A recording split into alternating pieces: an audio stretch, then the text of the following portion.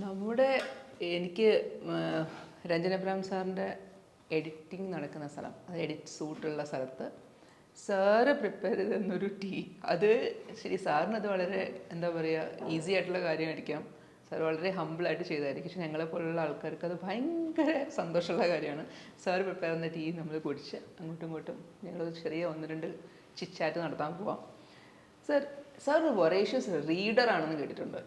അത് നന്നായിട്ട് വായനയുണ്ടെന്ന് ഒരു ഒരു ഇൻഫർമേഷൻ കിട്ടിയിട്ടുണ്ട്. സാർ എത്രത്തോളം സാറിൻ്റെ നോർമലി എഴുത്തുകാർ തിരക്കഥാകൃത്തുക്കൾ അവരൊക്കെ വായിക്കും എന്നെനിക്കറിയാം, അത് ഡയറക്ടേഴ്സും നന്നായിട്ട് വായിക്കും. എഡിറ്റേഴ്സിന് ഈ വായന കൊണ്ട് ഗുണമുണ്ടോ? തീർച്ചയായിട്ടും ഉണ്ട്. ശരി, അപ്പോൾ എഡിറ്റേഴ്സ് വായിക്കണമെന്നാണ് സാറ് പറയണത്? തീർച്ചയായും. അത് ശരി. കാരണം ഞാനിപ്പോഴും വിശ്വസിക്കുന്നത് എന്നെ നിലനിർത്തുന്നത് എൻ്റെ റീഡിങ് ഹാബിറ്റ് എന്നാണ്. വായനയിൽ നമുക്ക് ഒരുപാട് കാര്യങ്ങൾ കിട്ടുന്നുണ്ട്. സാറിന് പ്രത്യേകിച്ച് ജോണേഴ്സ് ഉണ്ടോ, ഇന്ന ബുക്സിലോ അങ്ങനെയൊക്കെ ഉണ്ടോ, അല്ലെങ്കിൽ റൈറ്റേഴ്സ് ഉണ്ടോ? എല്ലാത്തരം വായിക്കാൻ ഇഷ്ടമാണ്. എല്ലാത്തരം ബുക്സ്, അതുപോലെ റൈറ്റപ്സുകൾ, പേപ്പറിലായാലും വരുന്ന ഇപ്പോൾ സൺഡേ സപ്ലിമെൻസിലൊക്കെ വരുന്ന ഓരോരുത്തരെ കുറിച്ചുള്ള സ്റ്റോറീസ്, ലൈഫ് സപ്ലിമെൻസ് ഭയങ്കര ഇഷ്ടമാണ്. കാരണം മറ്റുള്ളവരുടെ ജീവിതത്തെ കുറിച്ച് മനസ്സിലാക്കുക എന്നുള്ളത്. പിന്നീട് എന്താ ഒരു പർട്ടിക്കുലർ ഫേവറേറ്റ് റൈറ്റർ അങ്ങനെ എന്തെങ്കിലും ഉണ്ടോ, വായിച്ചിട്ട് ഒരുപാട് ഇഷ്ടപ്പെട്ട ബുക്ക് അല്ലെങ്കിൽ അങ്ങനെ എന്തെങ്കിലും? അത് MT സാറായിരുന്നു. MT സാറിൻ്റെ ഞാൻ ആക്ച്വലി അസിസ്റ്റൻ്റായിട്ട് വർക്ക് ചെയ്യുമ്പോൾ എനിക്ക് കിട്ടിയ വലിയൊരു ഭാഗ്യം എന്ന് പറഞ്ഞാൽ സിനിമയിൽ ഹരിശ്രീ എഴുതുന്നത് MT സാറിൻ്റെ ഒരു പടത്തിലാണ്. അപ്പോൾ അന്ന് G വെങ്കിട്ടരാമൻ സാറിൻ്റെ എടുക്കാൻ, വെങ്കിട്ടരാമൻ സാറായിരുന്നു MT സാറിൻ്റെ പടത്തിൻ്റെ എഡിറ്റർ. അപ്പം അദ്ദേഹം അവിടെ വന്നപ്പോൾ എന്നെ പരിചയപ്പെടുത്തിയാണ്, സാറിൻ്റെ വലിയ ആരാധനയാണ് കേട്ടോ, എൻ്റെ പുതിയ ശിഷ്യനാണ്, സാറിൻ്റെ എല്ലാ ബുക്സും വായിച്ചിട്ടുള്ള ആളാണെന്ന് പറഞ്ഞായിരുന്നു. അത് ശരി, വലിയ പരിചയപ്പെടുത്തലാണല്ലോ. വലിയ പരിചയപ്പെടുത്തലാണ്. അപ്പം അതിനുശേഷം MT സാറുമായിട്ടും ഞാൻ നന്നായി സംസാരിക്കാനും പലപ്പോഴും പടം എഡിറ്റ് നടക്കുന്ന സമയത്ത് അഭിപ്രായങ്ങൾ പറയാനൊക്കെ ഞാൻ ധൈര്യം കാണിച്ചിട്ടുണ്ട്. അപ്പം മറ്റുള്ള സാറിൻ്റെ സീനിയർ അസിസ്റ്റൻസ് ഒക്കെ പറയും, ഇവന് MT സാറിൻ്റെ ഒക്കെ അഭിപ്രായം പറയുന്നൊക്കെ പറഞ്ഞൊക്കെ അറിയായിരുന്നു. പക്ഷെ സാർ അതിനൊക്കെ ഭയങ്കരമായിട്ട് കാര്യമായിട്ട് ആക്സെപ്റ്റ് ചെയ്തിട്ടേ ഉള്ളൂ. MT സാറുമായിട്ടുള്ള എന്തെങ്കിലും ഒരു ഇൻസിഡൻറ്റ് ഓർമ്മയുണ്ടോ? അപ്പോൾ സാറ് അങ്ങനെ എന്തെങ്കിലും ഷെയർ ചെയ്യാൻ പറ്റുന്ന ഒരു ഇൻസിഡൻറ്റ് നല്ലൊരു? അല്ലാതെ ഏറ്റവും പ്രധാനമായിട്ടുണ്ടായിരുന്നു വെച്ചാൽ വാരിക്കുഴി എന്ന് പറഞ്ഞ പടത്തിൻ്റെ എഡിറ്റ് നടക്കുമ്പോഴായിരുന്നു. ശരിക്കും അത് ലീനിയർ ആയിട്ടായിരുന്നു ഷൂട്ട് ചെയ്തത്, പക്ഷെ അത് നോൺ ലീനിയർ ആയിട്ടാണ് പ്രസൻറ്റ് ചെയ്ത പടം. അപ്പോൾ ആ സമയത്താണ് ഒത്തിരി നമുക്ക് അഭിപ്രായം പറയാനൊക്കെ സാധിച്ചത്. ചലഞ്ചസ് ഒരുപാട് വന്നു. പക്ഷെ എനിക്ക് വേറെ ഭാഗ്യങ്ങൾ കിട്ടി. MT സാറ് തിരക്കഥ ചെയ്ത പടത്തിൻ്റെ എഡിറ്ററായിട്ട് വർക്ക് ചെയ്യാൻ സാധിച്ചു, നീലത്താമര. അതൊരു വലിയൊരു ഭാഗ്യമായിരുന്നു. പക്ഷെ ആ സമയത്തൊക്കെ എനിക്ക് അന്ന് ഉണ്ടായിരുന്ന ഒരു പരിചയം പിന്നീട് ഇല്ലായിരുന്നു എന്നുള്ളതാണ് സത്യാവസ്ഥ. കാര്യം സാറിന് ഒന്നും കൂടെ ഒന്ന് കാണണം, ഒന്ന് പേഴ്സണലി കണ്ടുമുട്ടിയാലാണ് നമുക്കത് ഓർമ്മയിൽ നിൽക്കുക. പിന്നീട് ഒരു വിനോദ് ഷോർണൂരിൻ്റെ ഒരു മാരേജിന് അവിടെ വെച്ച് കണ്ടെങ്കിലും അന്നേരം അതൊന്നും ഓർമ്മയിൽ വരില്ല. ഇപ്പം മമ്മൂക്കയായിട്ടുള്ള പരിചയപ്പെടൽ മാതിരി ഒരു ദിവസം മീശമാധവൻ്റെ പ്രിവ്യൂ കണ്ടു. അതിനുശേഷം നെക്സ്റ്റ് ഡേ അദ്ദേഹത്തിന് വീട്ടിൽ വെച്ച് മീറ്റ് ചെയ്യുമ്പോഴാണ്. അപ്പോൾ ലാൽ ജോസഫായിരുന്നു. അപ്പോൾ ലാൽ എന്നെ ഇത് നമ്മുടെ എഡിറ്ററാണ്. അപ്പം ഞാൻ അപ്പോൾ ഷെയ്ക്കാൻ സമയത്ത് ഞാൻ പറഞ്ഞത് നമ്മുടെ 7ാമത്തെ പ്രാവശ്യം പരിചയപ്പെടുന്നത് ഇല്ല പറഞ്ഞാൽ അത് അന്നേരം. അപ്പോൾ അദ്ദേഹം പറഞ്ഞില്ല അത് ഇനിയും നമ്മൾ ഒരിക്കലും മറക്കും, ഇതൊരു എക്സ്ക്ലൂസീവ് മീറ്റിംഗ് ആണ്. സാർ സാറിൻ്റെ ഫിലിം, ഞാൻ സാറിൻ്റെ റിയാക്ഷൻ കിങ് എന്നൊരു പേര് വിളിക്കുകയാണെങ്കിൽ അപ്പോൾ ചോദിക്കാൻ കാരണം വെച്ചാൽ നമ്മളെയൊക്കെ ഒരുപാട് എന്താ പറയുക, ഒരു സെക്കൻഡിനൊക്കെ അല്ല ഹോണ്ട് ചെയ്യിക്കുന്ന കുറേ റിയാക്ഷൻസ് സാർ ഇട്ടിട്ടുണ്ട്. അതിൽ ഒരു ഉദാഹരണം ഞാൻ പറയാം, ബാക്കി സാറിൻ്റെ വായിൽ നിന്ന് കേൾക്കാനൊരു താല്പര്യം, അതുകൊണ്ടാണ് ഈ ക്വസ്റ്റ്യൻ ചോദിച്ചത്. നരൻ സിനിമയ്ക്കകത്ത് ലാലേട്ടനെ പോലീസ് സ്റ്റേഷനിൽ കൊണ്ടുവന്ന ടുവേർഡ്സ് ദ ക്ലൈമാക്സ് അപ്പോൾ കൊണ്ടുവന്ന സംഭവമുണ്ട്. അപ്പോൾ അതിനകത്ത് ഇങ്ങനെ ഒരു ബൂലയിൽ പോയിട്ട് ലാലേട്ടൻ ഇങ്ങനെ ഇരുന്നിട്ട് കൈ ഇങ്ങനെ ചേർത്ത് പിടിച്ച് ഇങ്ങനെ ഇരുന്നിട്ട് പോലീസിനോട് സംസാരിക്കുന്ന ഒരു സീനുണ്ടല്ലോ, അതിനകത്തൊരു നിഷ്കളങ്ക റിയാക്ഷൻസ് കാണിക്കുന്നുണ്ട്. അപ്പോൾ ഇതൊക്കെ ശരിക്കും കറക്റ്റ് സമയത്ത് പ്ലേസ് ചെയ്യുക എന്ന് പറയുന്നത്, റിയാക്ഷൻ പ്ലേസ് ചെയ്യുന്നത് വളരെ ഇമ്പോർട്ടൻ്റ് ആണല്ലോ. ഇവിടെ റിയാക്ഷൻ ഇല്ലെങ്കിൽ ചിലപ്പോൾ അത് കുറവായിരിക്കും, ചിലപ്പോൾ ഉള്ളപ്പോൾ അത് കട്ട് ചെയ്യേണ്ടതായിരിക്കും. അങ്ങനെയൊക്കെ അതിനൊരു സാമാന്യ ബോധം നമുക്ക് വേണം എന്തായാലും. അപ്പോൾ റിയാക്ഷൻസിൻ്റെ എന്തെങ്കിലും അനുഭവങ്ങൾ സാറിന് ഷെയർ ചെയ്യാറുണ്ടോ? റിയാക്ഷൻസ് കറക്റ്റ് പ്ലേസിൽ ഇടയ്ക്ക് വരാൻ നന്നായിരിക്കും. പോരാത്തതിന് അതിൽ ഞാൻ ഏറ്റവും ശ്രദ്ധിക്കാറ് പുതിയ ടൈപ്പ് ആരെങ്കിലുമൊക്കെ അഭിനയിച്ചിട്ടുണ്ടാവും, അല്ലെങ്കിൽ ഇപ്പോൾ ഒരു സീൻസിൽ ഒരു ഇൻസെർട്ട് മാതിരി എടുത്തിട്ടുള്ള അവിടെയുള്ളവരുടെയൊക്കെ ഷോർട്സുകളുണ്ടാവും. അപ്പോൾ അത് ഒരു സെക്കൻഡായാലും അത് ഒന്ന് സസ്റ്റെയിൻ ആവുന്ന രീതിയിൽ അവർക്ക് കണ്ണിൽ പെടുന്ന രീതിയിൽ വേണമെന്ന് ഞാൻ നിർബന്ധം പിടിക്കാറുണ്ട്. കാരണം അവർ തീർച്ചയായിട്ടും ആ സിനിമയിൽ ഞാൻ അഭിനയിച്ചിട്ടുണ്ടെന്ന് പറഞ്ഞ് നാട്ടിലും വീട്ടിലും എല്ലാവരും കൂടെ ആയിരിക്കും തിയേറ്ററിൽ പടം കാണാൻ വരുന്നത്. അവസാനം ഇല്ലെങ്കിൽ അവർക്കുണ്ടാകുന്ന ഒരു വിഷമം വളരെ വലുതാണ്. എന്നാൽ സാർ അത് ഫിലിമിനെ അഫക്ട് ചെയ്യാത്ത രീതിയിൽ പ്ലേസ് ചെയ്യാൻ ശ്രമിക്കാറുണ്ട്. തീർച്ചയായിട്ടും. അപ്പൊ അങ്ങനെ ഏതെങ്കിലും നല്ലൊരു റിയാക്ഷൻ, ഇപ്പൊ ഒരു നായകന്റെ ആയാൽ കൂടിയും സാർ അങ്ങനെ ഒരു ഓർമ്മ. അപ്പൊ ഞാനിപ്പോ നരം പറഞ്ഞതുപോലെ നമുക്ക് വിനീതിന്റെ കാര്യം എടുക്കാം. വിനീതിനാണ് സാർ ഏറ്റവും കൂടുതൽ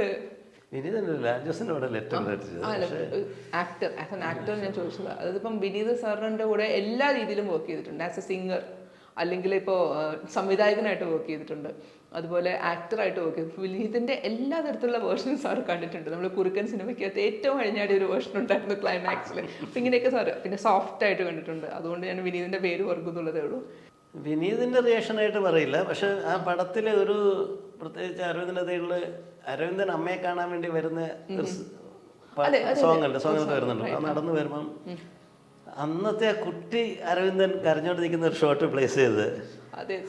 അപ്പം ആദ്യമൊന്നും ആ പാട്ട് എഡിറ്റ് ചെയ്ത സമയത്ത് എനിക്ക് അങ്ങനെ ഒരു ഷോട്ട് ഇട്ടില്ല, അങ്ങനെ തോന്നിച്ചില്ലായിരുന്നു. പക്ഷെ പെട്ടെന്ന് എനിക്ക് തോന്നി അങ്ങനെ ഒരു ഷോട്ട് വന്നാൽ നന്നായിരിക്കും തോന്നി പ്ലേസ് ചെയ്തത്. അതൊരു ഭയങ്കര ഇമ്പാക്റ്റ് ആയിരുന്നു എന്ന് പിന്നീട് മനസ്സിലായി എല്ലാവരുടെയും റിയാക്ഷൻ.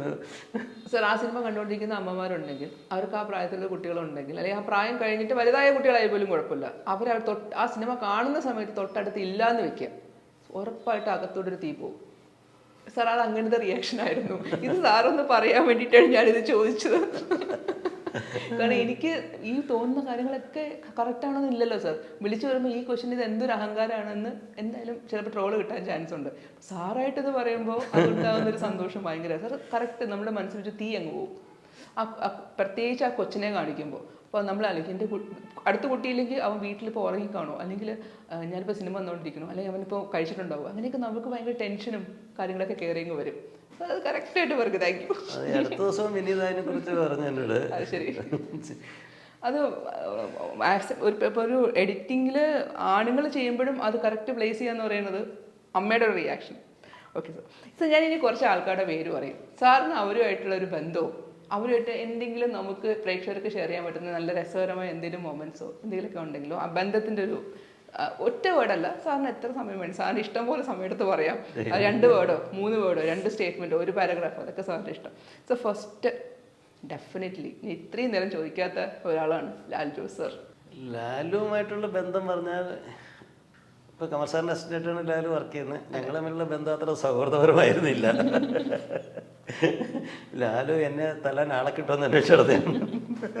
അത് സാർ ഇൻസിഡന്റ് പറഞ്ഞല്ലോ, ഫസ്റ്റ് ഫിലിമിലെ ഫസ്റ്റ് അനുഭവം. അപ്പോൾ അങ്ങനെ ഒരാളായിരുന്നു. പിന്നെ ഏതോ ദുർബല നിമിഷത്തിൽ ലാലു എന്ന് എന്നെ എഡിറ്ററാക്കി. അങ്ങനെ വർക്ക് ചെയ്തത്. പക്ഷേ ലാലു വളരെ ഇമോഷണലി ഉള്ള ആളാണ്. പുള്ളി വളരെ ഇമോഷണലി ടെമ്പറാവും. പക്ഷെ കുഴപ്പമില്ല, വർക്ക് ചെയ്യാനൊക്കെ എനിക്ക് ഫ്രീഡത്തിനായിരുന്നു, ഒരു ബുദ്ധിമുട്ടുമില്ല. ഇപ്പോഴും ലാലു വളരെ ഫ്രീ ഷൂട്ട് ചെയ്ത് റഷ് കംപ്ലീറ്റ് തരും. ഇപ്പോൾ സോങ്ങൊക്കെ വർക്ക് ചെയ്യാന്ന് ഒരു ഭയങ്കര ത്രില്ലാണ് ലാലിൻ്റെ പടത്തിൽ. കാരണം എപ്പോഴും ഓരോ പാട്ടും എഡിറ്റ് ചെയ്യാൻ ഒരു 3-4 പാട്ട് എഡിറ്റ് ചെയ്യാനുള്ള കണ്ടന്റ് ഉണ്ടാവും. അപ്പോൾ അതിനകത്ത് ഏറ്റവും ബെസ്റ്റ് പോർഷൻ മാത്രം ചൂസ് ചെയ്താൽ മതി. അല്ലാതെ അത് മേക്ക് ചെയ്യാൻ എത്ര സ്ട്രഗിൾ ചെയ്തു എന്നുള്ളത് ഒരു പ്രശ്നമല്ല.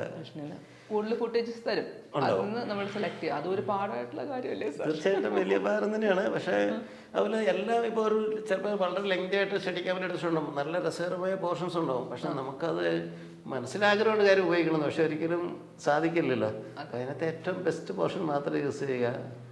ഇപ്പോൾ ക്ലാസ്മേറ്റ്സ് എഡിറ്റ് കഴിഞ്ഞപ്പോൾ എന്നോട് പറഞ്ഞു, എടോ ആ പ്രൊഡ്യൂസർ എന്നെ തല്ലൂലോടോ, ഇങ്ങനെ ആ ഹോസ്റ്റലിൽ കുറച്ച് സീൻ കൂടെ ഇങ്ങനെ വെക്കാൻ പറ്റുമോ എന്ന് ചോദിച്ചു. കാരണം ഒരുപാട് സീൻസ് അതിനകത്ത് കളയേണ്ടി വന്നത് എന്നുള്ളതാണ്. അതിൽ സാറി ഹോസ്റ്റൽ എന്ന് പറഞ്ഞുകൊണ്ടോ ഇന്ദ്രജിത്തിൻ്റെ ക്യാരക്ടർ ലേഡീസ് ഹോസ്റ്റലിൽ കയറിയിട്ട് തൊട്ട് കയറുന്ന സീനൊക്കെ, അതൊക്കെ നമ്മൾ ഇപ്പോഴും അന്നും തിയേറ്ററിലും ചിരിക്കും, നമ്മളിപ്പോൾ അല്ലാതെ കാണുമ്പോഴും ചിരിക്കുന്ന സംഭവങ്ങളാണ്. അത് അങ്ങനെ പെട്ടെന്ന് മറക്കാൻ പറ്റില്ല. പിന്നെ പൃഥ്വിരാജിൻ്റെ ലുക്സ്, ആൾ നടന്നു പോകുമ്പോഴുള്ള ലുക്സ്, തിരിയുമ്പോഴുള്ള ലുക്സ്, അതൊക്കെ കറക്റ്റ് ഒരു മാസ് ഹീറോയ്ക്ക് പ്ലേസ് ചെയ്യാൻ പറ്റുന്ന ഒരു രീതി തന്നെയാണ് ചെയ്തേക്കുന്നത്. എനിവേ സർ, വിൻസി അലോഷ്യസ് നല്ല സ്റ്റാറല്ലേ? അതെ. അപ്പോൾ വിൻസി ഞാൻ സോളമൻ്റെ തന്നെ കാര്യം, വിൻസി ഇതിനു വേറെ പടങ്ങൾ അഭിനയിച്ചിട്ടുണ്ട്. ലാലുവിനെ തന്നെ നായിക സീരിയസ് ഞാൻ പിന്നെ അത് കണ്ടിട്ടില്ല. 1-2 എപ്പിസോഡ് എവിടെയോ കണ്ടിട്ടുണ്ടാവുള്ളൂ. പക്ഷേ അപ്പോൾ the face of the faceless എന്ന് പറഞ്ഞ പടത്തിൽ ഒരു നായിക വേണം. അപ്പോൾ പല നായികമാരെയും ഒന്നും വർക്കൗട്ടായില്ല, കിട്ടിയില്ല. അങ്ങനെ തേടിക്കൊണ്ടിരിക്കുന്ന സമയത്താണ് സോളമൻ്റെ തേനീച്ചകളിൽ വിൻസി അഭിനയിക്കുന്നത് ഞാൻ റഷസ് കണ്ടപ്പോൾ എനിക്ക് തോന്നി കറക്റ്റാണല്ലോ ഫേസ് ഓഫ് ദ ഫേസ്ലെസ്സിന് യൂസ് ചെയ്യാൻ പറ്റുമല്ലോ, നല്ല പെർഫോമൻസാണ്. അപ്പോൾ അങ്ങനെ ലാലിനോട് ചോദിച്ചു അങ്ങനെയുണ്ട്. അപ്പോൾ ലാലിന് എഴുതും നന്നായിരിക്കും, കറക്റ്റായിരിക്കും തന്നെ ഒന്നും ആലോചിക്കണ്ട. അങ്ങനെയാണ് വിൻസിയെ face of the faceless cast ചെയ്യുന്നു. വിൻസി നന്നായി പെർഫോം ചെയ്തു. പടം ഓസ്കാറിൽ വരെ എത്തി. അത് വലിയൊരു ഒരു ക്യാരക്ടർ ഇങ്ങനെ ഓസ്കാർ നോമിനേഷൻ വരെ എത്തിയ ഒരു പടത്തിന്റെ നായിക എന്ന നിലയിൽ സാർ അതുമായിട്ട് ക്ലോസ് അസോസിയേറ്റ് ചെയ്ത ആളെന്ന നിലയിൽ ചോദിക്കാൻ, ഒരു ക്യാരക്ടർ നമ്മൾ വിൻസി ആസ് എൻ ആക്ട്രസ് പറയുകയാണെങ്കിൽ സാർ വിൻസിയിൽ കണ്ട ഏറ്റവും വലിയൊരു ക്വാളിറ്റി എന്താണ്? ആ ക്യാരക്ടറായിട്ട് ബ്ലെൻഡ് ആവുക എന്നുള്ളതാണ്. ഏത് ആർട്ടിസ്റ്റും പ്രൈമറി ഇതെന്ന് പറയുന്നത് അതായിരിക്കും, ആ ക്യാരക്ടറായിട്ട് ബ്ലെൻഡ് ആവുന്നത്. അല്ലാതെ എൻ്റെ ഇമേജ് ഇത് വലുതാണ്, അതിനോട് ക്യാരക്ടർ അതനുസരിച്ച് മാറണം, അതിൻ്റെ ലുക്ക് മാറണം, അല്ലെങ്കിൽ ബിഹേവിയർ മാറണം എന്ന് ചിന്തിച്ചാൽ അത് വലിയ വിഷമമാണ്. പലപ്പോഴും സങ്കടം വരാറുണ്ട് അങ്ങനെ ആരെങ്കിലും ഡിമാൻഡ് ചെയ്യുമ്പോൾ. Okay sir. ശ്രീനിവാസൻ സാർ. ശ്രീനേട്ടനായിട്ട് എനിക്കുള്ള ബന്ധം എന്ന് പറഞ്ഞാൽ ശ്രീനേട്ടൻ്റെ തിരക്കഥകൾ ഒരുപാട് ഞാൻ അസിസ്റ്റൻ്റ് ആയിക്കൊണ്ട് തൊട്ട് വർക്ക് ചെയ്തിട്ടുണ്ടെങ്കിലും അതിന് ഇൻഡിപെൻഡൻ്റ് ആദ്യത്തെ പടത്തിന് ശ്രീനേട്ടനാണ് തിരക്കഥകർത്ത് ഒരു മണത്തൂർക്കാനത്. പക്ഷെ നേരിട്ടൊരു ഇൻട്രാക്ഷൻ എന്ന് പറയുന്നത് ഞങ്ങൾ തമ്മിൽ ഉണ്ടാവുന്നത് കഥ പറയുമ്പോൾ സമയത്ത് മാത്രമാണ്. അതുവരെയൊക്കെ നേരിട്ടൊരു ഇൻട്രാക്ഷൻ ഉണ്ടായിട്ടുണ്ടാവില്ല. അപ്പോൾ കഥ പറയുമ്പോൾ എൻ്റെ ക്ലൈമാക്സിൽ ഫൈനൽ എഡിറ്റ് കഴിഞ്ഞിട്ട് കാണാൻ വേണ്ടി ശ്രീനേട്ടൻ എഡിറ്റ് റൂമിൽ വന്നു. അപ്പം ഞാൻ ക്ലൈമാക്സിൽ റെഡി ആണപ്പോൾ ശ്രീനെ വിളിച്ച് പടം ആ റീൽ മാത്രം കണ്ടാൽ മതി എന്ന് പറഞ്ഞു, ക്ലൈമാക്സ് മാത്രം കണ്ടാൽ മതി എന്ന് പറഞ്ഞു. അത് കണ്ടു കഴിഞ്ഞ് ശ്രീ പറഞ്ഞു ഓക്കെ ആണോ എന്ന് ചോദിച്ചാൽ ശ്രീ പറഞ്ഞു ഓക്കെ ആയിരുന്നു ഞാൻ പറഞ്ഞു. അപ്പോൾ ഞാൻ പറഞ്ഞു ഞാൻ ക്ലൈമാക്സ് വീട്ടിലാണെന്നാണ് ഞാൻ ചിന്തിച്ച്, ആ രീതിയിലാണ് ഞാൻ എഡിറ്റ് ചെയ്തതെന്ന് പറഞ്ഞു. തീർച്ചയായിട്ടും വീട്ടിൽ തന്നെയാണ് ഞാൻ എൻ്റെ ക്ലൈമാക്സ്, സംശയം വേണ്ടെന്ന് പറഞ്ഞു. കാരണം സ്കൂളിലെ സീനിൽ മമ്മൂക്ക ശരിക്കും ആ സ്റ്റേജിൽ സംസാരിക്കുന്നത് 1.5 മിനിറ്റ് സിംഗിൾ ഷോട്ടായിട്ട് ഷൂട്ട് ചെയ്തതായിരുന്നു. 2 ക്യാമറ വെച്ച് ഷൂട്ട് ചെയ്ത് ഫസ്റ്റ് ടേക്ക് ഓക്കെ ആയിരുന്നു. എല്ലാവരും ഭയങ്കരമായിട്ട് കൈയടിക്കുകയൊക്കെ ചെയ്തിരുന്നു. പക്ഷേ എഡിറ്റ് ചെയ്യുമ്പോൾ എനിക്കങ്ങനെ ഒറ്റ ഷോട്ടായിട്ട് അത് യൂസ് ചെയ്യാൻ പറ്റില്ലായിരുന്നല്ലോ. അപ്പോൾ ഞാൻ മറ്റുള്ള റിയാക്ഷൻസൊക്കെ ഇട്ടു. പക്ഷേ എനിക്ക് വിനീത് പടം കണ്ടതിന് ശേഷം എന്നെ ചോദിച്ചാൽ രഞ്ജൻ എന്താ ഇൻസെർട്ട് കുറഞ്ഞു പോയെന്ന് ചോദിച്ചാൽ ഞാൻ പറഞ്ഞു അത് എന്നെ പറഞ്ഞിട്ട് കാര്യമില്ല. കാരണം അതിനകത്ത് മമ്മൂക്കയുടെ ഷോട്ടുകൾ ഇൻ്റർകട്ട് ചെയ്തെന്ന് പറഞ്ഞ് ചിലരൊക്കെ കമൻസ് ഉണ്ടായിരുന്നു. അപ്പോൾ അതെന്നെ സ്വാധീനിച്ചിരുന്നു. പക്ഷേ അത് കറക്റ്റായിട്ട് വർക്കൗട്ട് ആയതാണ് എനിക്ക് തോന്നുന്നത്. അല്ല സാർ, സാറ് ഞങ്ങളിപ്പം അല്ലാതെ തന്നെ സാറ് ചിന്തിച്ച് നോക്കൂ, നമ്മളവിടെ നിന്നിട്ട് ഭയങ്കര മാസമായിട്ട് മമ്മൂക്ക പറയാണ്, അത് സ്റ്റേജിൽ നിന്നിട്ട് പറയാണ് എൻ്റെ ഇങ്ങനൊരു ഫ്രണ്ട് ഉണ്ടായിരുന്നു, അവന് എന്നെ കണ്ടുപിടിക്കാൻ എളുപ്പമല്ലേ, എനിക്കല്ലേ അവനെ കണ്ടുപിടിക്കാൻ പറ്റാത്തുള്ളൂ എന്നൊക്കെ പറഞ്ഞ് അത്രയും ഇമോഷണൽ ആകുമ്പോൾ ആ നിൽക്കുന്ന നാട്ടുകാർക്കും വീട്ടുകാർക്കും ഒക്കെ അറിയാം ഇത് ആരെക്കുറിച്ചാണ് പറയുന്നതെന്ന്. അത് കൃത്യമായിട്ട് അവർക്ക് എല്ലാവർക്കും അറിയാം. അങ്ങനെ നിൽക്കുന്ന ഒരു സ്ഥലത്ത് നമ്മൾ കൊണ്ട് ഫിലിം അവസാനിപ്പിച്ചു എന്ന് വെച്ചോളൂ, അതിലെന്ത് കഥയാ? അതിനുശേഷം മമ്മൂക്ക എവിടെയാണോ ആ പാവപ്പെട്ടവനുള്ളത് അവിടെ ചെന്ന് കാണുമ്പോഴാണ് അത് മാസം അല്ലേ. അതുപോലെ തന്നെ അദ്ദേഹം മമ്മൂക്ക ഇവിടെ വരുന്നത് തീരെ പ്രതീക്ഷിക്കാതെ നിൽക്കുന്നതാണ് അടുത്ത മാസം. മൂന്നാമത്തത് മീനാന്റെ ക്യാരക്ടർ അല്ലെങ്കിൽ വൈഫിന്റെ ക്യാരക്ടർ, അവർ ആരാധിക്കുന്ന സുന്ദരനായിട്ടുള്ള ഒരു താരം വരുമ്പോൾ ഉണ്ടാകുന്ന ഒരു എക്സൈറ്റ്മെന്റും എന്നാൽ ഈ വീട്ടിൽ വന്നു എന്നുള്ള സങ്കോചവും അത് അടുത്ത മാസം. പിന്നെ പിള്ളേരുടെ മുമ്പിൽ ഇനി അച്ഛൻ ആരാ? ഇതല്ലേ സാർ നമുക്ക് ശരിക്കും ഗൂസ് ബംസ് തരുന്നത്. അങ്ങനെ തന്നെയല്ലേ വേണ്ടത്. പിന്നെ അപ്പുറത്ത് ഞാൻ പോവാണേ എന്നിങ്ങനെ പറയുന്നുണ്ടല്ലോ ഒരു സീന്, അപ്പുറത്ത് താത്തയോട് പറയുന്നുണ്ടല്ലോ ഞാൻ പോവാണേ എന്ന് പറയും. അപ്പൊ അതിൽ കയറി പോകുന്നതും നിങ്ങൾ നമുക്ക് പിന്നെ പോകുമ്പോൾ അങ്ങനെ പൊതിയുന്നത്, ഇതെല്ലാം പിന്നെ എന്താണ് അതിൽ ക്ലൈമാക്സ് വരേണ്ടത്? അത് നല്ല ഞങ്ങൾക്ക് അത് അക്സെപ്റ്റബിൾ ആണെന്ന് തോന്നുന്നു. പ്രേക്ഷകർക്കും അത് അല്ല, എനിക്കും പടം എഡിറ്റ് ചെയ്യുമ്പോൾ എനിക്ക് തോന്നിയത് അത് മതി എന്നാണ്. പിന്നെ ഈവൺ അതിനകത്ത് ഫ്ലാഷ് ബാക്സ് കുറച്ച് സീക്വൻസ് കുട്ടികളുടെ ഇവരുടെ ചൈൽഡ്ഹുഡ് എടുക്കണമെന്നൊരു സംശയം ഉണ്ടായിരുന്നു. ഞാൻ പറഞ്ഞു ഒരിക്കലും അത് വേണ്ട, അതിൻ്റെ ആവശ്യമില്ല. Correct sir. പിന്നെ കുറച്ച് നമ്മൾ മുഴുവൻ സാറ്റിസ്ഫാക്ഷൻ കൊടുക്കാതെ കുറച്ച് നമുക്ക് ഇനിയും വേണമെന്ന് തോന്നുന്നിടത്ത് നിർത്തുമ്പോൾ ഉണ്ടാകുന്നൊരു സുഖമില്ലേ, അത് നമ്മളിപ്പോൾ ചില ഫിലിംസിൽ ചില ഡയറക്ടേഴ്സ് ആ ഫേമസ്, പേര് പറയുന്നില്ല, എൻഡിങ് ആകുമ്പോൾ ഒന്നെങ്കിൽ നായകൻ അല്ലെങ്കിൽ നായകനെ കൊല്ലും അല്ലെങ്കിൽ അപ്പോൾ അതിൽ കിട്ടുന്നൊരു സാറ്റിസ്ഫാക്ഷൻ ഉണ്ട്. ജനങ്ങൾക്കൊന്ന് ഇട്ട് കൊടുത്തിട്ട് പോകുമ്പോൾ ഉള്ള ഒരു സാറ്റിസ്ഫാക്ഷൻ ഉണ്ട്. അതുകൊണ്ട് അവിടെയാണ് ആ നോട്ടിലാണ് ആ ഫിലിം നിന്നത്. അപ്പം എന്തായാലും ശ്രീനിവാസൻ സാറിനെ ആദ്യം കണ്ട അവിടെയാണല്ലേ. രഞ്ജിത്ത് സാർ. രഞ്ജിത്ത് സത്യത്തിൽ എനിക്ക് അത്ഭുതമാണ്. രഞ്ജിത്ത് എങ്ങനെ ആ പടത്തിന് എന്നെ എഡിറ്ററായിട്ട് വെച്ചത്? കാരണം ഞങ്ങൾ പേഴ്സണലി ഒരു പരിചയമില്ല. അതിനുമുമ്പ് ഞാൻ അദ്ദേഹത്തെ ഒരേ ഒരു പ്രാവശ്യം കണ്ടിട്ടുള്ളത് ചെന്നൈയിൽ ആദ്യത്തെ എന്ന് പറഞ്ഞ ഹോട്ടലിൻ്റെ ഒരു കോറിഡോറിലൂടെ നടന്നു പോകുന്നത് മാത്രമാണ് ഞാൻ കണ്ടിട്ടുള്ളത്. അല്ലാതെ എനിക്ക് യാതൊരു പേഴ്സണൽ പരിചയമില്ലാത്ത ആളായിരുന്നു അദ്ദേഹം. എന്നെ രാമപ്രഭുവിനെ എഡിറ്ററായിട്ട് വെച്ച് കഴിഞ്ഞപ്പോൾ എനിക്ക് ശരിക്കും പറഞ്ഞ് ഞെട്ടലായിരുന്നു. അതുപോലെ അത്രയും വലിയൊരു പടം എഡിറ്റ് ചെയ്യുക. മംഗലശ്ശേരി നീലകണ്ഠനും കാർത്തികേയനും തോളോട് തോളിച്ച് നിൽക്കുകയാണ്. നമ്മൾക്ക് ഇവിടെ പോകണോ അവിടെ പോകണോ എന്ന് അറിയാത്ത അവസ്ഥയിൽ നിൽക്കുകയാണ്. അങ്ങനെ ഇഞ്ചോടിഞ്ച് നിൽക്കുന്ന ഒരു. അതുപോലെ ആദ്യം തന്നെ ഷൂട്ട് ചെയ്ത സോങ്സ് ആണ്, അത് എഡിറ്റ് ചെയ്യാനാണ് ആദ്യമേ കൊടുത്തു വിടുന്നത്. ഒന്ന് ആലോചിച്ച് നോക്ക്, എത്ര ഒരു tedious ആയിട്ടുള്ള ജോബാണ്. റൈറ്റ്. ജോഷി സാറും അതുപോലെ ശരിക്കും ജോഷി സാറിനൊക്കെ എപ്പോഴും നമ്മളൊരു ആരാധനയുടെ പേടിയോടെ കണ്ടിട്ടുള്ള ഒരാളാണ്. അപ്പോൾ AVMൽ എഡിറ്ററിൻ്റെ പുറത്ത് അദ്ദേഹം അവിടെ ഇരിക്കുന്നതൊക്കെ ഞാൻ കണ്ടിട്ടുണ്ട്. അദ്ദേഹത്തിൻ്റെ വർക്ക് എന്ന് പറഞ്ഞാൽ മാസങ്ങളോളം എടുക്കുന്ന വർക്കാണ്. അപ്പോൾ അദ്ദേഹം അവിടെ വരുന്നതും ഇരിക്കുന്നതൊക്കെ ഞാൻ കണ്ടിട്ടുണ്ട്. പക്ഷേ അപ്പോൾ ഇത് റൺവേ ആണ് ആദ്യമായിട്ട് അദ്ദേഹത്തിൻ്റെ കൂടെ വർക്ക് ചെയ്യുന്നത്. അപ്പോൾ റൺവേയുടെ വർക്കിന് തുടങ്ങുമ്പോൾ അപ്പോൾ അദ്ദേഹം സങ്കുണ്ണി സാറായിരുന്നു സ്ഥിരം എഡിറ്റർ. അദ്ദേഹം മരിച്ചു. പിന്നെ ഒരു മോഹൻ എന്ന് പറഞ്ഞ എഡിറ്റർ വർക്ക് ചെയ്യുന്നത്. പക്ഷേ അദ്ദേഹം തിരക്കായിരുന്നു. അപ്പോൾ അങ്ങനെയാണ് എൻ്റെ അടുത്തേക്ക് വരാൻ തീരുമാനിക്കുന്നത്. അപ്പം ദിലീപും ഉദയകൃഷ്ണ സിബി അവരുടെയൊക്കെ സ്ട്രോങ് റെക്കമെൻഡേഷൻ ആയിരുന്നില്ല. അത് കറക്റ്റായിരിക്കും. അപ്പോൾ പറഞ്ഞില്ല, രഞ്ജനേട്ടൻ എഡിറ്റ് ചെയ്തിട്ട് അയച്ചു തരും, സാറ് കണ്ടിട്ട് നീ കർഷകൻ്റെ പറഞ്ഞാൽ മതി എന്ന് പറഞ്ഞു. അപ്പോൾ സാർ പറഞ്ഞു അത് വേണ്ട, ഞാൻ പോയി കണ്ടോളാം എന്ന് പറഞ്ഞു. അപ്പോൾ റഷ് തന്ന് എന്നെ എഡിറ്ററായിട്ട് തീരുമാനിച്ചപ്പോൾ റഷ് കൊടുത്തു വിട്ടിട്ട് എന്നോട് വിളിക്കാൻ പറഞ്ഞു. അപ്പോൾ സാറിനെ വിളിക്കാൻ പോകുന്നത് കാലം കൈ മറിച്ചാണ് വിളിക്കുന്നത്. അപ്പോൾ എടോ ഞാൻ ഒത്തിരി ഷോട്ട് എടുത്തിട്ടുണ്ടാവും, തനിക്ക് ആവശ്യമുള്ള ഉപയോഗിച്ചാൽ മതി. ശരി സാർ എന്ന് പറഞ്ഞ് അത് കഴിഞ്ഞ് എഡിറ്റിങ് കഴിഞ്ഞ് സാറ് ഇത് കാണാൻ വേണ്ടി വരുന്ന ദിവസം അപ്പോൾ സാറ് വരുമ്പോൾ സാറിൻ്റെ കൂടെ ആൽവിൻ ആൻ്റണിയും കൂടെ കൊണ്ടുവന്നു. സാർ ആദ്യമായിട്ടാണല്ലോ എൻ്റെ അടുത്ത് വരുന്നത്. പക്ഷേ എഡിറ്റിംഗ് റൂമിനകത്തേക്ക് വേറെ ആരുമില്ല, സാറ് മാത്രമേ വന്നുള്ളൂ. അപ്പോൾ സാറ് പടം കണ്ടുകൊണ്ട് ഇരിക്കുന്ന സമയത്ത് എന്നെ പേടിച്ചുറച്ച് തന്നെ ഇരിക്കുകയാണ്. 10ാം ക്ലാസ് പരീക്ഷ എഴുതി റിസൾട്ട് നോക്കിയിരിക്കുന്നത്. ഓൾമോസ്റ്റ് ഒരു പകുതിയോളായപ്പം എനിക്ക് തോന്നി കുഴപ്പമില്ല, മിക്കവാറും പാസ് മാർക്ക് കിട്ടിയേക്കുന്നൊക്കെ എനിക്ക് ഒരു റിയാക്ഷൻ ഫീൽ ചെയ്യുന്നുണ്ടായിരുന്നു. അപ്പോൾ പടം കഴിഞ്ഞ് പറഞ്ഞിട്ട് ഗംഭീരമായിരിക്കുന്നു, നന്നായിരിക്കുന്നു. ഞാൻ ആ ഫ്ലാഷ് ബാക്ക് സീനൊക്കെ വർക്ക് ചെയ്ത് എനിക്ക് തന്നെ ഞാനിങ്ങനെ ആക്കൂടെ എന്ത് ചെയ്യുമെന്ന് ഞാൻ ആലോചിച്ച് വിഷമിച്ചിരിക്കുകയായിരുന്നു. ഞാൻ പറഞ്ഞ് അത് എഡിറ്റ് ചെയ്യുമ്പോൾ എങ്ങനെയാണ് എഡിറ്റ് ചെയ്തതെന്ന് എനിക്ക് പോലും അറിയില്ല. അപ്പോൾ അതൊരു വലിയൊരു എക്സ്പീരിയൻസ് ആയിരുന്നു സാറിൻ്റെ കൂടെ വർക്ക് ചെയ്ത്. ഫസ്റ്റ് വർക്ക് ചെയ്ത് അത്രയും വലിയൊരു പടം, അത്രയും ഒരു ടഫ്. പിന്നെ ആ പേടി കൺസിസ്റ്റൻ്റ് ആയില്ലല്ലോ, പിന്നെ അങ്ങ് മാറിയില്ലേ? പിന്നെ പേടിയെന്ന് പറഞ്ഞാൽ പേടി ഉള്ളിലെപ്പോഴും ഉണ്ടാവും, പേടി റെസ്പെക്റ്റ് ഉണ്ടാവും. പക്ഷേ വർക്ക് ചെയ്ത സമയത്ത് ഞങ്ങൾ ഭയങ്കര ഫ്രീ ആയിട്ട് വർക്ക് ചെയ്തിരുന്നത്. അതിനകത്ത് ഒരു ഇത്രയും വലിയൊരു ഡയറക്ടറാണെന്നുള്ള ചിന്ത അതിപ്പോൾ എപ്പോഴും ഞാൻ വർക്ക് ചെയ്യുന്ന സമയത്ത് ഞാൻ എൻ്റെ ഡയറക്ടേഴ്സ് അത് എൻ്റെ ഒരു കൊളീഗ് എന്നുള്ള രീതിയിലാണ് സംസാരിക്കുകയും വർക്ക് ചെയ്യുകയും ചെയ്യാറ് എപ്പോഴും. കാരണം അപ്പോഴാണ് നമുക്ക് കറക്റ്റായിട്ട് വർക്ക് ചെയ്യാൻ പറ്റുമെന്നാണ് എനിക്ക് തോന്നാറ്.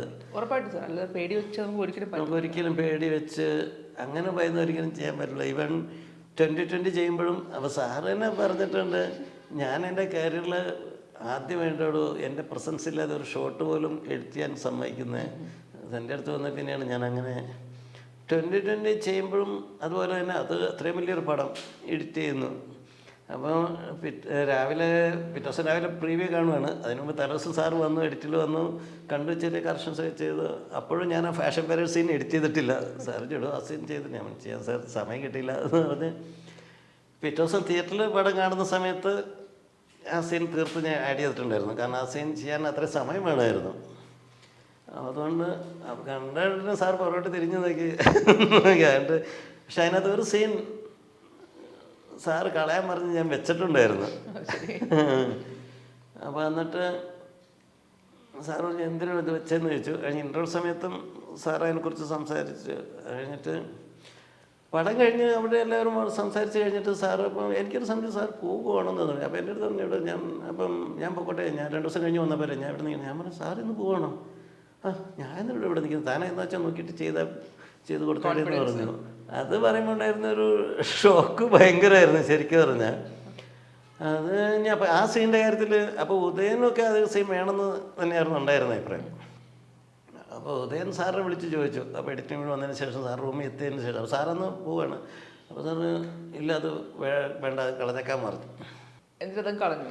അല്ല അപ്പോൾ എന്നിട്ട് പിന്നെ ഉദയം പറഞ്ഞ് രഞ്ജനൊന്ന് വിളിച്ച് ചോദിക്കുന്നു പറഞ്ഞു. ഞാൻ പറഞ്ഞു ഞാൻ വെറുതെ ചോദിച്ചാൽ എന്തിനാ ഞാൻ ആ ചീത്ത വെക്കണമെന്ന് ചോദിച്ചു. ഇല്ല ഞാൻ വിളിക്കും, കുറച്ച് കഴിഞ്ഞിട്ട് വിളിച്ചാൽ ശരി. ഞാൻ കുറച്ച് കഴിഞ്ഞ് വീണ്ടും ഞാൻ വിളിച്ച ഉടനെ സാറിന് ഇവിടെ ഞാൻ പറയുന്നത് എനിക്കൊന്ന് ചെയ്തു കൂടെ എന്ന് ചോദിച്ചു. പിന്നെ ശരി സാറിന് പറഞ്ഞ് ഞാൻ ആ സീൻ റിമൂവ് ചെയ്തിട്ട് റീല് കൊടുത്തു.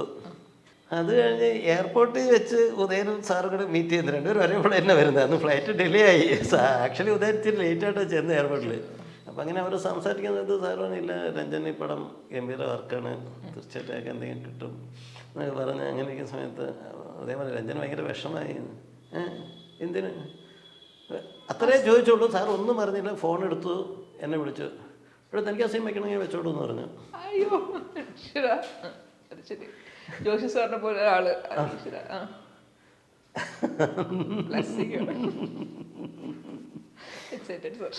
അതൊരു സാറ് ഒരു എൻ്റെ തന്നെ എനിക്ക് സാറിൻ്റെ കൂടെ വർക്ക് ചെയ്യാന്ന് പറഞ്ഞാൽ ഒരു വലിയൊരു ഫീൽ തന്നെയാണ്. അത്രയും സാറ് ഭയങ്കര സ്നേഹമാണ്, ഭയങ്കര റെസ്പെക്റ്റാണ്. എന്താ പറയാ ഇമോഷണൽ ആവും. അപ്പം നമുക്കത് കുറച്ചുകൂടെ ഇതിലോട്ട് ദിലീപ് ഞങ്ങൾ അസിസ്റ്റൻ്റ് ഡയറക്ടറായിരുന്നു. ഞങ്ങൾ പരിചയപ്പെടുമ്പോൾ കഴിഞ്ഞ് ഇൻഡിപെൻഡൻ്റായി വർക്ക് ചെയ്തു. ആദ്യം ചന്ദ്രനദിക്കതിക്കൽ ദിലീപിൻ്റെ കുറേ പടങ്ങൾ വർക്ക് ചെയ്ത് ഞങ്ങൾ തമ്മിൽ നല്ല അടിയുണ്ടാവാറുണ്ടായിരുന്നു. ഇപ്പോൾ പറക്കും നളിയൊക്കെ ചെയ്യുന്ന സമയത്തൊക്കെ നല്ല ദിലീപിനെ ഷൂട്ട് ചെയ്ത് എല്ലാം പടത്തിൽ വേണമെന്ന് ആഗ്രഹം. എനിക്ക് വെക്കാൻ വിരോധമൊന്നും ഉണ്ടായിട്ടല്ല, പക്ഷെ ഉൾക്കൊള്ളിക്കാനുള്ള പ്രേക്ഷകനെയും കൂടെ നമ്മൾ കാണണ്ടേ. അത്രേ ഉള്ളൂ, വേറെ പ്രശ്നങ്ങളൊന്നുമില്ല. ഞങ്ങൾ ഭയങ്കര സൗഹൃദമാണ് ഇപ്പോഴും. അതെ, ദിലീപായിട്ട് ഒരു ക്യാരക്ടർ ഇപ്പം നമ്മൾ പറയുകയാണെങ്കിൽ ഒറ്റ ക്യാരക്ടർ അത് സാറിന് ഏറ്റവും കൂടുതൽ ഇംപ്രസ് ചെയ്ത് അല്ലെങ്കിൽ ഇത് ആകർഷിച്ച ഒരു ക്യാരക്ടർ എന്താണ്? ക്യാരക്ടർ എന്ന് ഉദ്ദേശിച്ച സ്വഭാവം, അദ്ദേഹത്തിന്റെ സ്വഭാവത്തിൽ അതിപ്പോൾ ആസ് എൻ ആക്ടർ ആയാലും ആസ് എ പേഴ്സൺ ആയാലും. അല്ല, അതിപ്പം വഴക്ക് എന്ന് പറഞ്ഞാൽ ഇത് അതൊരു വ്യക്തിപരമായ വഴക്കുകളല്ലല്ലോ. നമ്മൾ ഇപ്പം ഉദയകൃഷ്ണൻ എപ്പോഴും പറയുന്നത് ഉദയൻ അല്ല ദിലീപ് സപ്പോർട്ട് ചെയ്യാൻ മടിയില്ലെന്ന് എനിക്ക് തോന്നുന്നത്. എനിക്കൊന്ന് ചാന്ത് പൊട്ട് വർക്ക് ചെയ്യുന്ന സമയത്ത് ലാലും ദിലീപും തമ്മിൽ ചെറിയ വിഷമം ഉണ്ടായിരുന്നു. അപ്പോൾ ഒരു ദിവസം ഞാൻ എന്നിട്ട് ദിലീപായിട്ട് അതിനെക്കുറിച്ച് സംസാരിച്ചു. പിന്നെ എന്നിട്ട് നമ്മളെന്താണ് ആ മനുഷ്യൻ ഒരിക്കലും കുഴപ്പം വരുന്നല്ലേ ചിന്തിക്കുന്നുള്ളൂ. പുള്ളിക്കൊരു പ്രോബ്ലം ഉണ്ടാവരുന്നല്ല, പുള്ളിയല്ലേ നമ്മുടെയൊക്കെ സ്ട്രെങ്ത്. ഞാൻ അതിനുവേണ്ടി മാത്രമേ സംസാരിക്കുന്നുള്ളൂ, അല്ല വേറൊന്നുമല്ല. അങ്ങനെ പറയാനുള്ളൊരു കഴിവല്ലേ? തീർച്ചയായിട്ടും. ഇപ്പം ഞങ്ങൾ വീണ്ടും കുറച്ച് ഗ്യാപ്പിന് ശേഷം ഒരു പടം ചെയ്യുന്നുണ്ട്, ബബ്ബ. അയ്യോ, അത് നെക്സ്റ്റ് ബിഗ് സെൻസേഷൻ എന്ന് ഇപ്പൊ തന്നെ റിപ്പോർട്ട്സ് വന്ന പടമാണ്. കാരണം എല്ലാവരും ഉള്ളൊരു പടം. അതിലിപ്പോൾ എനിക്ക് മെനിങ്ങാന്നെങ്ങാണ്ട് ലാലേട്ടനും ദിലീപേട്ടനും നമ്മളൊരു സോങ് സീക്വൻസിന്റെ ഷൂട്ടിംഗ് കഴിയുമെന്ന് തോന്നുന്നു. Okay okay sir. അപ്പോൾ സാർ അത് സാറാണ് എൻ്റെ എഡിറ്റർ അല്ലേ? തുടങ്ങിയോ? എഡിറ്റ് തുടങ്ങിയോ? എഡിറ്റിങ് ഓൾമോസ്റ്റ് തീർന്നു. ഇനിയിപ്പോൾ ഷൂട്ട് ചെയ്യാൻ കുറച്ച് വർഷം ബാക്കിയുണ്ട്, അങ്ങോട്ടേ ഉള്ളൂ. എന്തെങ്കിലും പറയാറായോ സാർ? ഇല്ല. ഓക്കെ. വിനീത് എനിക്ക് പരിചയമൊന്നുമില്ല. വിനീതിനാകെ ആദ്യം മീറ്റ് ചെയ്യുന്നത് ഉദയനണ താരത്തിൻ്റെ എഡിറ്റിന് ശേഷം കേരള എന്ന സോങ് കാണാൻ വേണ്ടി എഡിറ്റ് റൂമിൽ വന്നു വിനീത്. അതിൻ്റെ ഒരു DVD വേണമെന്ന് പറഞ്ഞ് ഞാനൊരു CD റൈറ്റ് ചെയ്ത് കൊടുത്തു. എന്നോടൊന്ന് സൈൻ ചെയ്ത് തരണം, ഞാൻ സൈൻ ചെയ്ത് കൊടുത്തു. അത്രയ്ക്കുള്ള പരിചയമുള്ളൂ. പിന്നെ മലർവാടി എഡിറ്റ് ചെയ്യാൻ വിളിക്കുന്നു. അങ്ങനെ നിവിൻ പോളിയുടെ എഡിറ്റ് തുടങ്ങിയത് സാർ തന്നെയാണ്. അതെ. അപ്പോൾ അവിടെ ഞാൻ പറഞ്ഞു, അപ്പം ഇവരെ കുറിച്ച് കേട്ടിട്ടുള്ള ഇവരെല്ലാം രാത്രി വർക്ക് ഇഷ്ടമുള്ളവരാണ്. അപ്പം ഞാൻ പറഞ്ഞു വിനീത നമ്മൾ ഒരു കാര്യത്തിൽ ചോദിക്കുമെന്ന് എനിക്ക് സംശയമുണ്ടെന്ന് പറഞ്ഞു. അതെന്താ പറഞ്ഞിട്ട് ഞാൻ പറഞ്ഞു രാത്രി വർക്കിൻ്റെ കാര്യത്തിൽ. കാരണം ഞാൻ നൈറ്റ് ഒരു 10 മണിക്ക് ശേഷം വർക്ക് ചെയ്യാൻ ഇഷ്ടപ്പെടാത്ത ആളാണ്. അപ്പം അത് കുഴപ്പമില്ല ചേട്ടാ, അതിന് ഞാൻ എഡിറ്റിങ്ങിന് വരുന്നില്ലോ, അതുകൊണ്ട് പിന്നെ പ്രശ്നമില്ലല്ലോ. അപ്പം കാരണം കുറച്ച് മുമ്പ് ഞാനത് ഓൾറെഡി പറഞ്ഞിരുന്നു. വിനീതിൻ്റെ ഓൾമോസ്റ്റ് എല്ലാ വേർഷൻസും സാറ്. പിന്നെ ഈ ഇപ്പം നിവിൻ പോളിയുടെ കാര്യം എടുത്തല്ലോ, മലർവാടിയിൽ നിവിൻ പോളി വന്നു. അത് കഴിഞ്ഞതിന് ശേഷം നമ്മുടെ ലേറ്റസ്റ്റ് വർഷങ്ങൾക്ക് ശേഷം എന്ന ഫിലിമിനകത്ത് കറക്റ്റ് നിവിൻ പോളിയുടെ മാസ് ഡയലോഗ് അത് സാർ ഞാൻ കേട്ടിട്ടുണ്ട്. സാർ തന്നെ വേറൊരു ഇൻ്റർവ്യൂവിൽ പറഞ്ഞിട്ടുണ്ട് ഒരുപാട് ലെങ്ത് ഉള്ളൊരു സംഭവമായിരുന്നു എന്ന്. ഇതിനെക്കാട്ടിലും ലെങ്ത് ഉണ്ടായിരുന്നു. അതിന് പിന്നെ ഷോർട്ട് ചെയ്തതെന്ന് പറഞ്ഞു. സ്റ്റേജിൽ പറയുന്നില്ലേ ഞാൻ തനിയെ. സാറ് സജഷൻ ഒന്നും പറഞ്ഞില്ല ഇത് ട്രോള് വരാൻ ചാൻസ് ഉണ്ടെന്നോ അല്ലെങ്കിൽ ആൾക്കാരുടെ ഭാഗത്തുനിന്ന് അങ്ങനെയൊന്നും സജഷൻസ് ഒന്നും? അത് ട്രോള് വരും നമുക്കറിയാമല്ലോ. ആ താല്പര്യം അതാണ് നമുക്കും വേണ്ടത്. Okay okay okay. ശരി.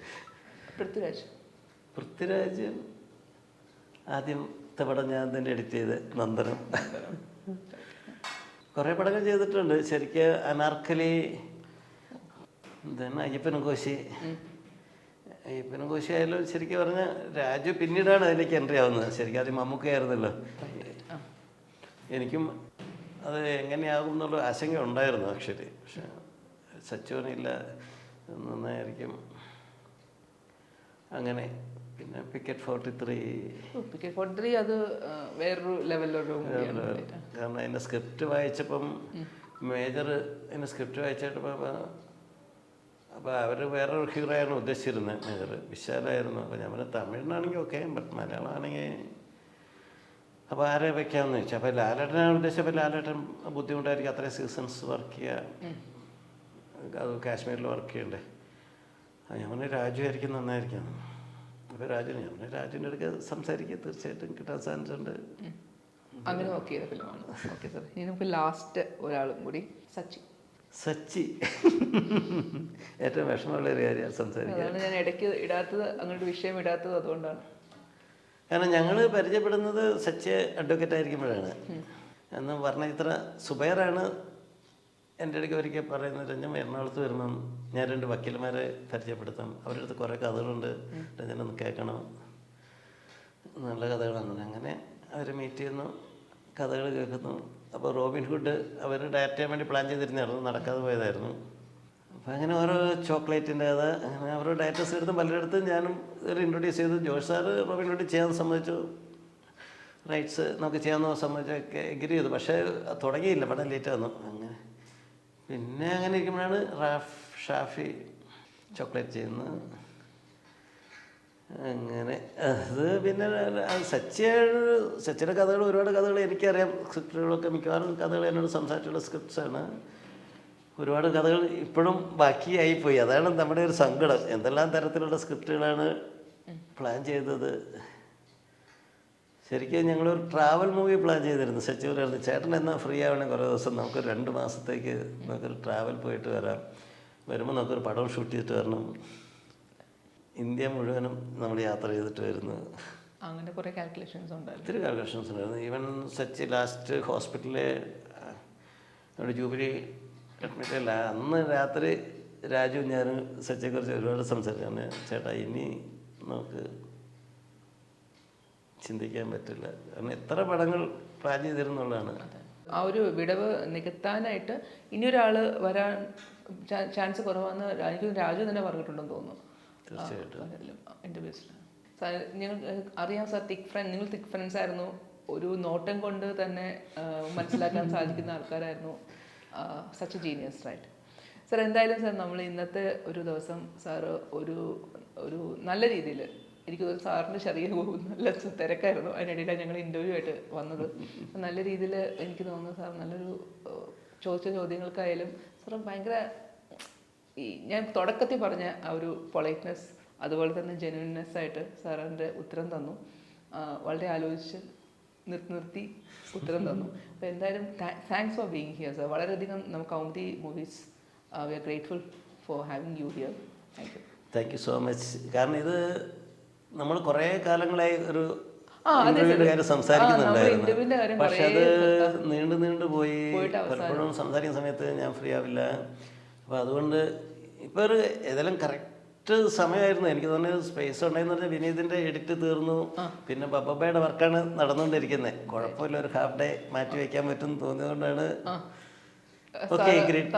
സമയത്ത് ഞാൻ വിളിച്ചു. ശരിക്കും ഇതാണ് സാർ റീസൺ, വേറൊരു ലൊക്കേഷനിൽ വെക്കാതെ സാറിൻ്റെ അടുത്ത് തന്നെ വന്നത്. സാറിന് എനിക്ക് ഒരു കാര്യം അറിയാം, വിനീതിൻ്റെ പടം സാർ ഇപ്പോൾ വർക്ക് ചെയ്യുന്നുണ്ട് എന്നുള്ള കാര്യം അറിയാം. അപ്പം സ്വാഭാവികമായിട്ടും ഇനിയിപ്പോൾ എന്തെങ്കിലും അത്യാവശ്യം വന്ന് സാറിന് എഡിറ്റ് റൂമിലോട്ട് ഓടണമെങ്കിൽ സാറിന് ഇവിടെ വരുന്നതായിരിക്കും നല്ലതെന്ന് വിചാരിച്ചു. അങ്ങനത്തെ പ്രശ്നം വരില്ല എന്തായാലും. ഓക്കെ, ഞാൻ അങ്ങനെ ഒരു ഡയറക്റ്റ് വരുന്നുണ്ടെങ്കിൽ ഞാൻ എപ്പോഴും എല്ലാവരോടും പറയുന്നുണ്ട്, നേരത്തെ പറയണം കേട്ടോ പ്രോഗ്രാമിന്. ഞാനും അഥവാ അവർ അങ്ങനെ വരും തോന്നുന്നുണ്ടെങ്കിൽ ഞാൻ അവരോട് പറയും, ഞാൻ ഇന്ന് ഇത്ര സമയം ഞാൻ അവൈലബിൾ ആയിരിക്കില്ല കേട്ടോ. കാരണം ആരെയും എനിക്ക് വേണ്ടി ഒരാൾ വെയിറ്റ് ചെയ്യാന്ന് പറയുന്നത് എനിക്ക് വിഷമമുള്ള കാര്യമാണ്. Okay sir, so thanks for being with us sir. So thank you so much. നിങ്ങളുടെ സമയം നഷ്ടപ്പെടുത്തിയിട്ടില്ല എന്ന് ഞാൻ വിചാരിക്കുന്നു. So thank you so much. നിങ്ങളോടും കൗമുദിയോട്, കൗമുദി മൂവീസ്. ബിക്കോസ് കൗമുദിയുടെ കാര്യത്തിൽ എനിക്ക് ഭയങ്കര ഒരു നൊസ്റ്റാൾജിയ ഉള്ളൊരു കാര്യമുണ്ട്. ഈ പണ്ട് ചെന്നൈയിൽ കലാകൗമുദി മാതൃഭൂമി വീക്കിലും കിട്ടുന്നത് സെൻട്രൽ സ്റ്റേഷനിൽ മാത്രമേ കിട്ടുന്നുണ്ടായിരുന്നുള്ളൂ. അപ്പോൾ വായിക്കാനുള്ള ആഗ്രഹം കൊണ്ട് അവിടെ പോയി വേണം അത് മേടിക്കാൻ. അപ്പോൾ ബസ്സിൽ പോയി മേടിക്കാൻ പൈസ ഇല്ലാത്തതുകൊണ്ട് നടന്നു പോകുമായിരുന്നു. പോയിട്ട് കലാകൗമുദി മാതൃഭൂമിയൊക്കെ മേടിച്ച് വായിച്ചു. അപ്പോൾ ഒരു 12-13 കിലോമീറ്റർ നടക്കണം. കുഴപ്പമില്ല. ഞാൻ റീഡിങ്ങിൻ്റെ കാര്യം ഞാൻ ചോദിച്ചില്ല. എനിക്കിപ്പോൾ വളരെയധികം ഇത് തോന്നുന്നു, അഭിമാനം തോന്നുന്നു. കാരണം എൻ്റെ ഒബ്സർവേഷൻ കറക്റ്റ് ആയിരുന്നു. Okay sir. Okay, thank you so much. Thank you.